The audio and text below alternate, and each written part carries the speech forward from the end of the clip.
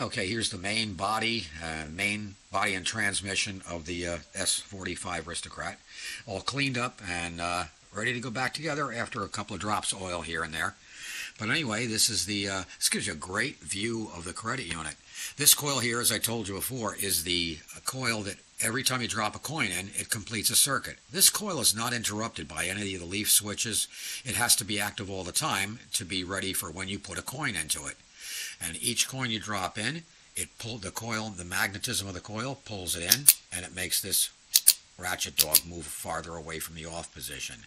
Mechanically is how it resets. There's a little roller right down there, and that little roller, when it gets to an indent on this camshaft, pushes this back. Each time it cycles through, it pushes it one step closer back toward the off position. Remember, the switches are not here right now. They're on the top part.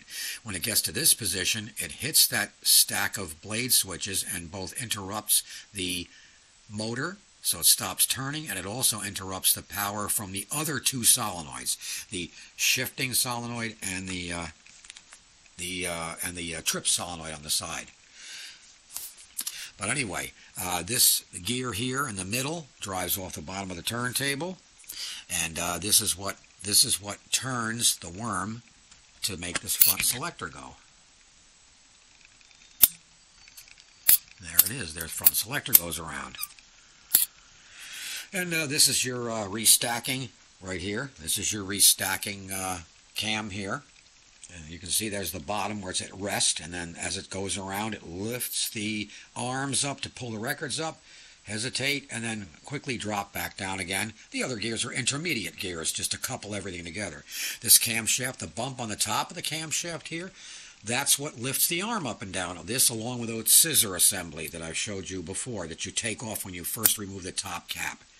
This part here is what pulls the arm out of the way. This post here, right there, this is where the tone arm sits. This pulls the arm out of the way during the change cycle. So it's really not that difficult. And down here is the mechanical trip. It has a mechanical trip as well as the electromagnet trip. But anyway, it's ready to put it all back together again now, and we should be able to see it work soon.